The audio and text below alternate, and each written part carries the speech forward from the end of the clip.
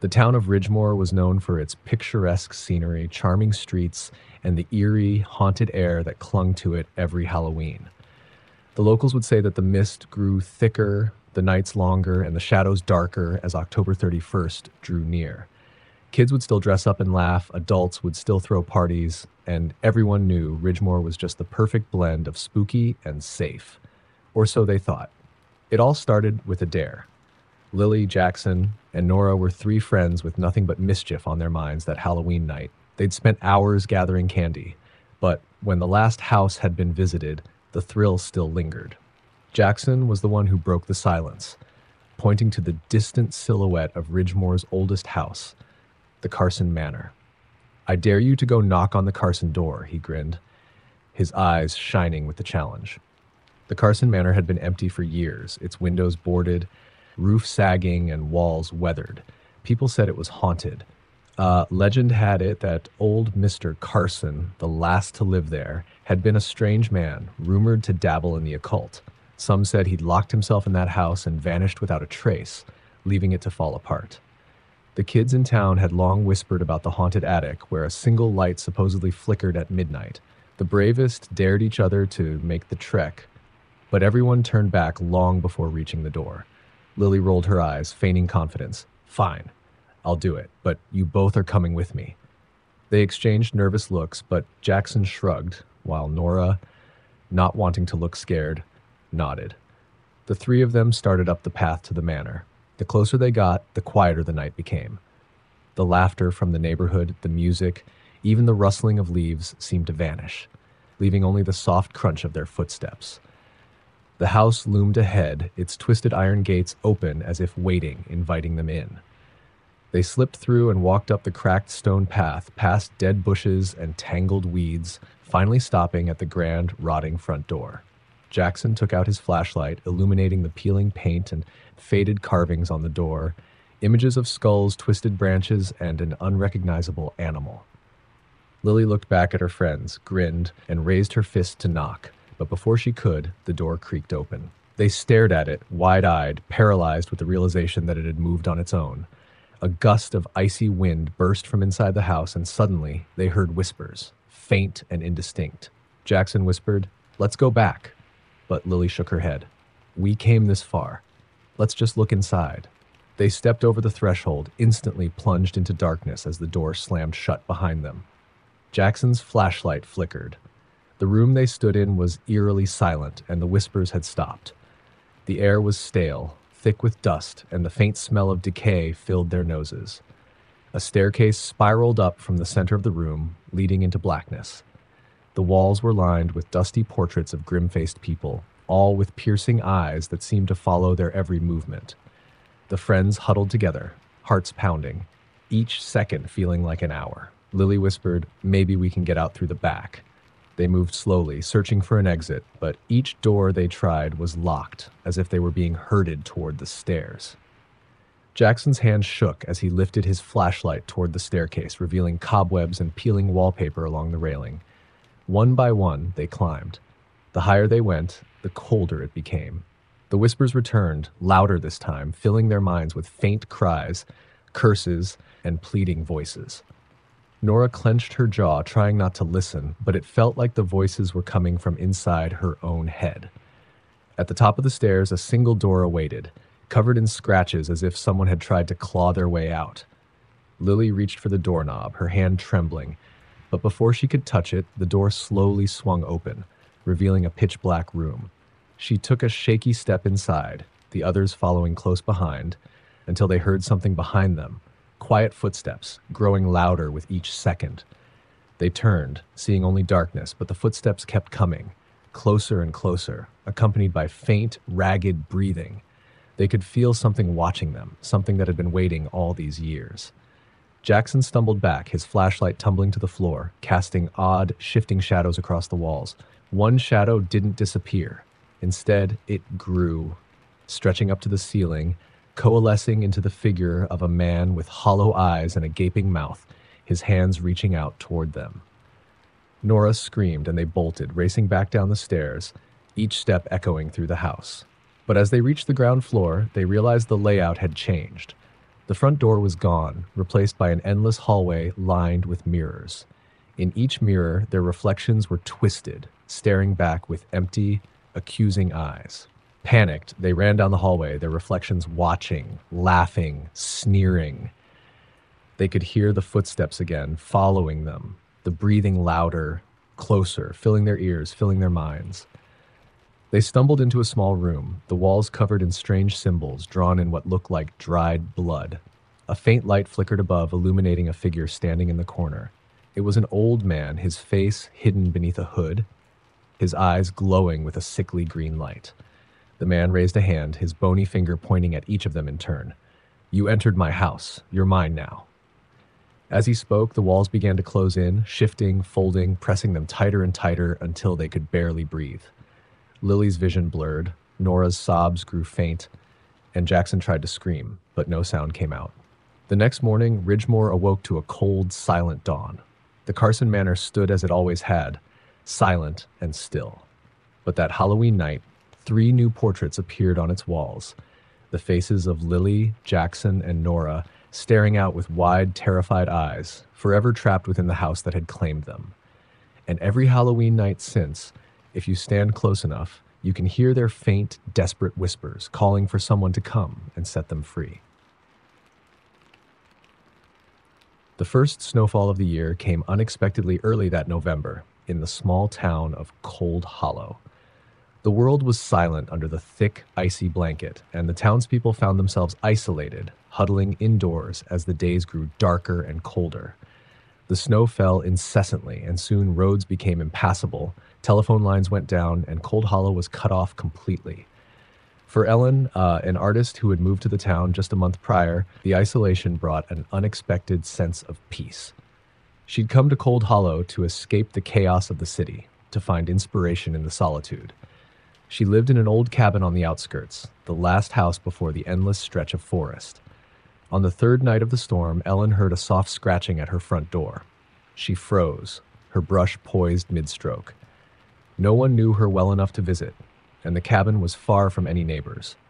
The scratching grew louder, more insistent, almost frantic. Ellen's heart hammered in her chest, but something compelled her to approach the door. She opened it a crack and looked out into the snow-covered woods. Standing on her porch was a girl no older than 12, shivering in nothing but a thin, tattered nightgown.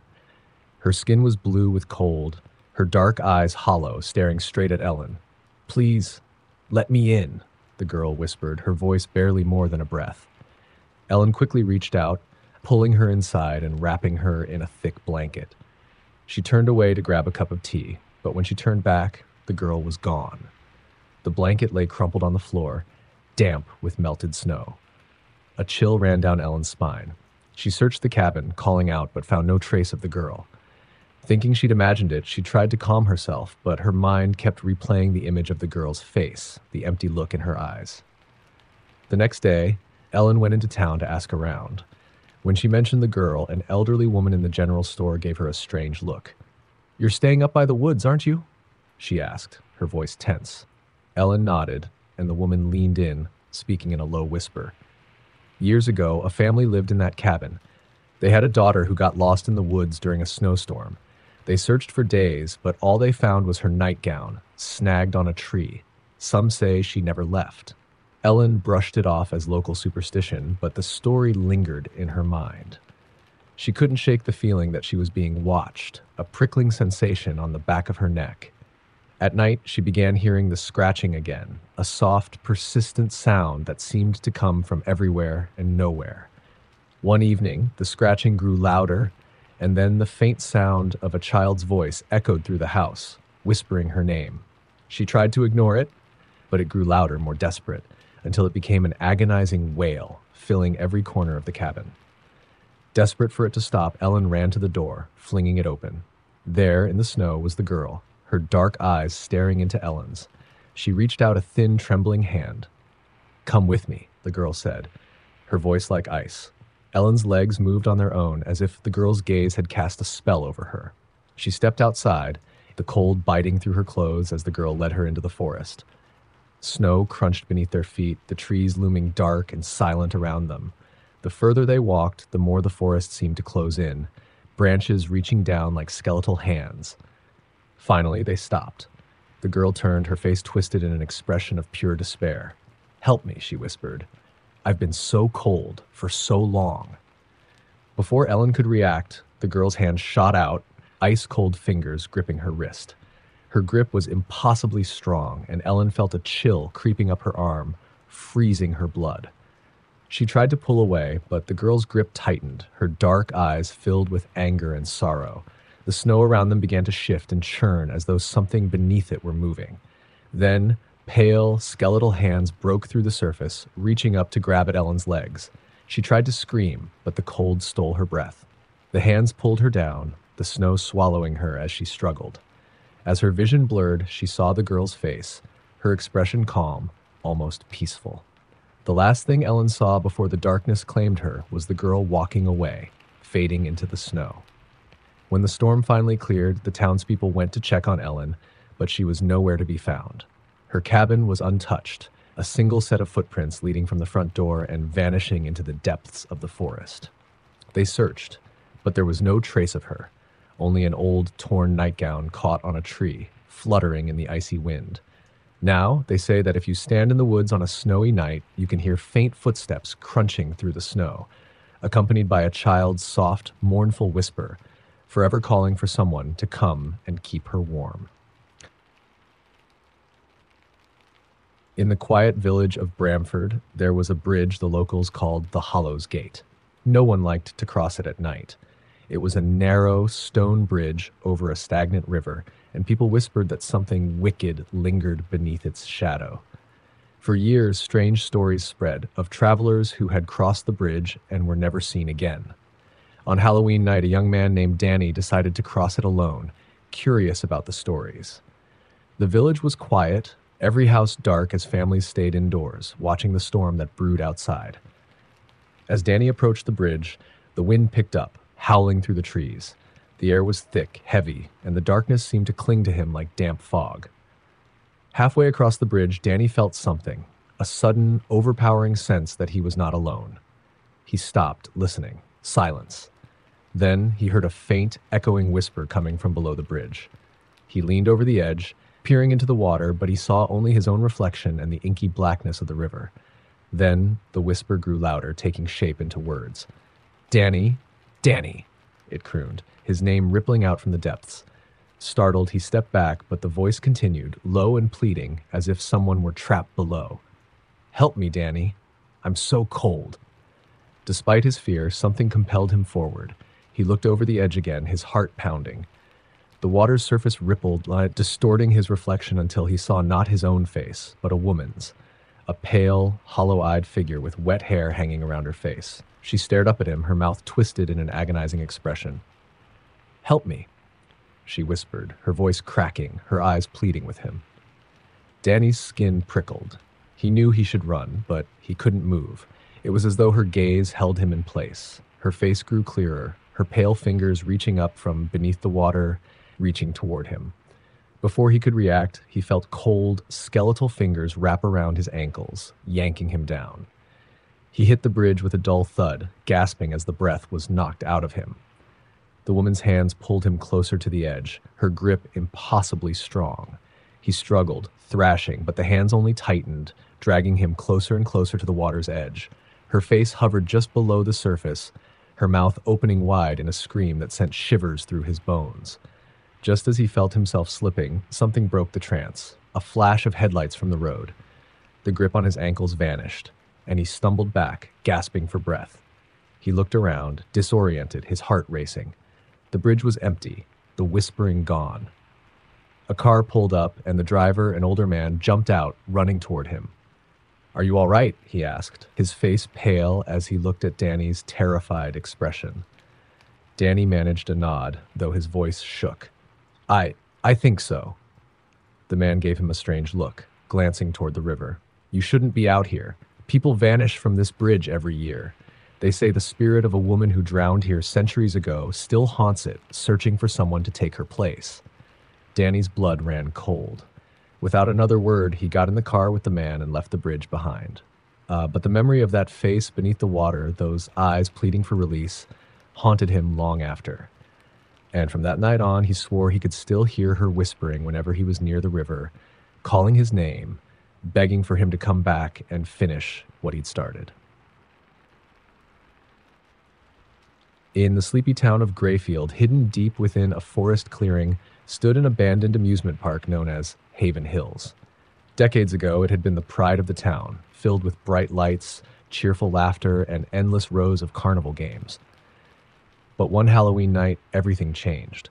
The Ferris wheel stopped mid-spin, the carousel lights flickered and went dark, and a sudden, tragic fire consumed the heart of the park.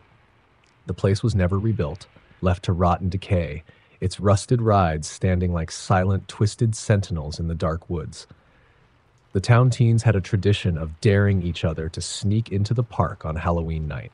They called it running the gauntlet, a challenge to walk from one end of the park to the other without turning back. Legend had it that the spirits of those who perished in the fire haunted the grounds, waiting to drag the living down into the ashes with them. This Halloween, it was Tessa's turn. She'd heard all the stories, of course, ghostly laughter echoing through the fog, shadows darting between the broken rides, but she was determined to prove she was braver than any of her friends. So, bundled in a jacket, flashlight in hand, she set off toward the park just as the clock struck midnight. The entrance was choked with vines and rusted metal, and as she slipped inside, a thick, eerie mist clung to the ground, swallowing the beams of her flashlight. The silence was unsettling, heavy, as if the park itself were holding its breath, waiting. As she walked deeper, the fog grew thicker, blurring the outlines of the crumbling attractions.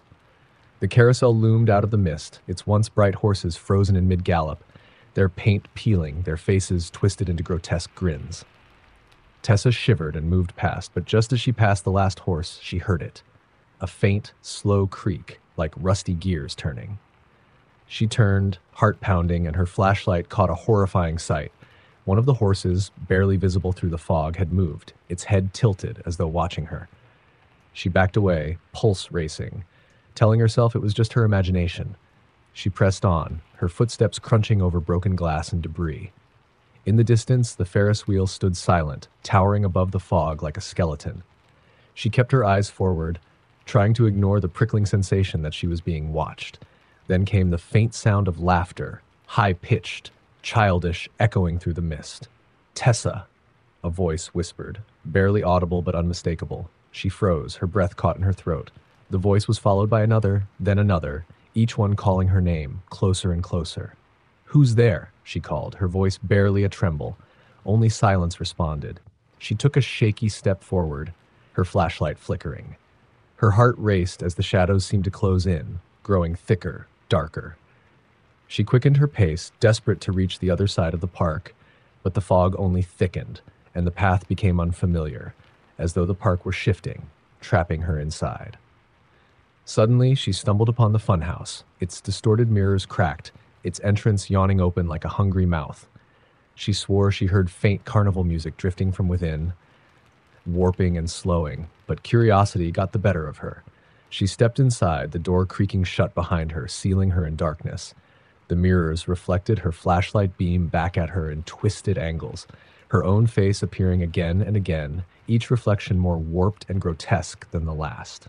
And then she saw it, a shadowy figure standing behind her in the reflection, tall and thin, with hollow eyes and a gaping mouth that stretched into an inhuman smile. She spun around, but the figure was gone. Her breath came in gasps as she tried to find the exit, but the mirrors seemed to stretch on forever, creating a maze that twisted in impossible directions. A slow, shuffling sound came from somewhere behind her, and she realized she wasn't alone. Every reflection now showed figures, pale, ghostly children with sunken eyes and burned clothes, their mouths wide in silent screams. One by one, they turned to face her in the mirrors, their hollow eyes watching her, unblinking, accusing.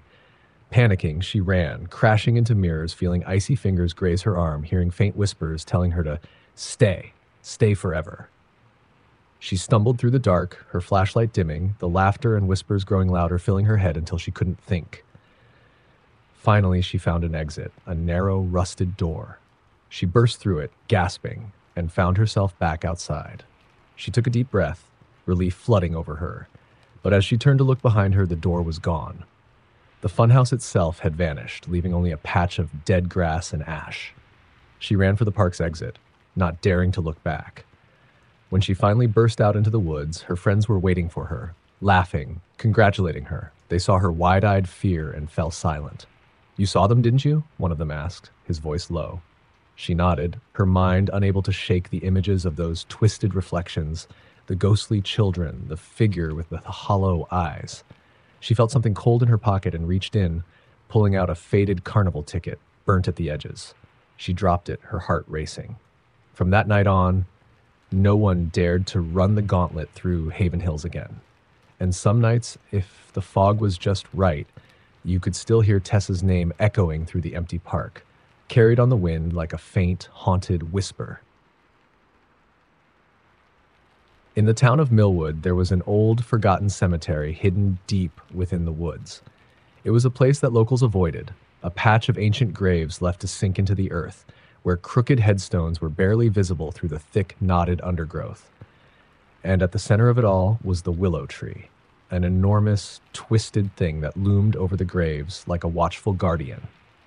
Some called it the Soul Keeper. Others whispered that it was cursed. It was said that on Halloween night, the willow tree called to the dead, and that anyone who went there could hear voices coming from beneath the roots, the voices of those who were trapped, begging to be let out. Over the years, kids dared each other to visit the tree, but no one ever made it past midnight. This Halloween, Ben and his friends thought they'd give it a try. They were seniors, ready to prove they weren't scared of old stories or superstitions. Armed with flashlights and nerves of steel, they set off into the woods as the moon rose high, casting an eerie light over the twisted trees. They followed the narrow, overgrown path, laughing off their nerves. But as they got closer, the forest grew darker, the air colder, and an unnatural silence settled around them, broken only by the crunch of leaves beneath their feet. Finally, they arrived at the cemetery's edge, where crooked headstones peeked out from tangled roots and thorny vines. And at the center, the willow tree loomed, its branches reaching down like bony fingers, swaying ever so slightly, though there was no wind. The group circled the tree, flashing their lights over its gnarled trunk. Names and dates were carved into the bark, each one barely legible, worn away by time.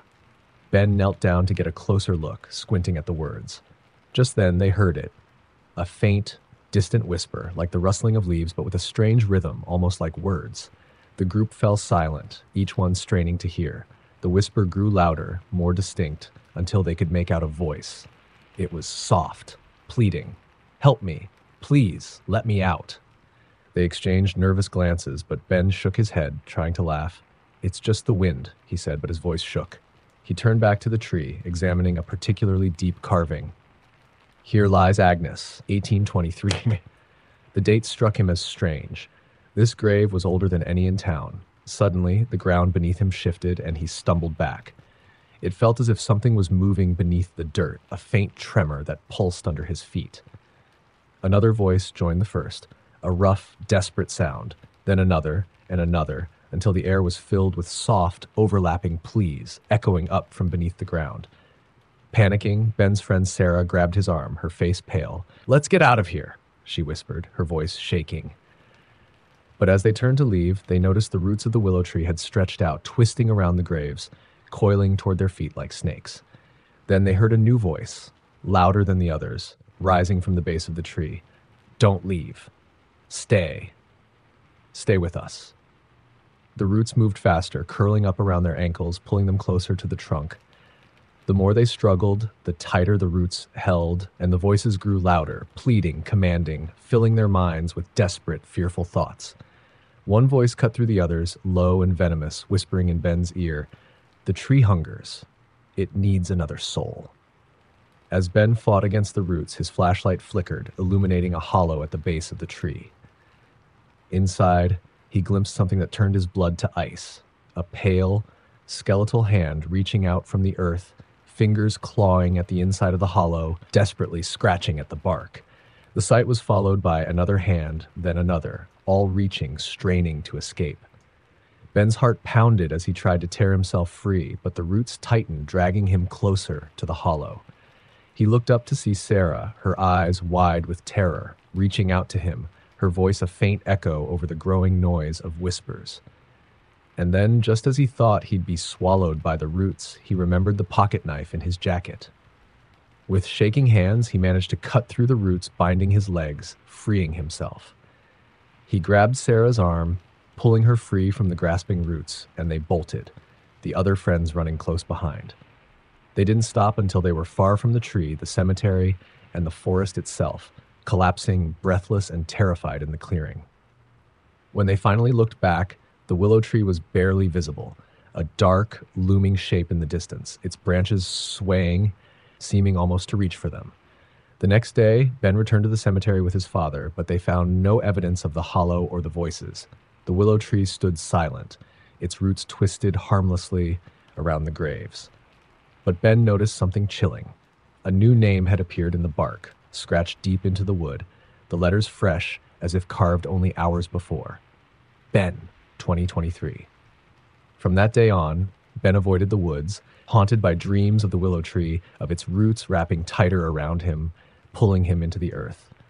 And on some nights he swore he could hear the voices again, calling him back, whispering his name, pleading for one more soul to join them beneath the tree.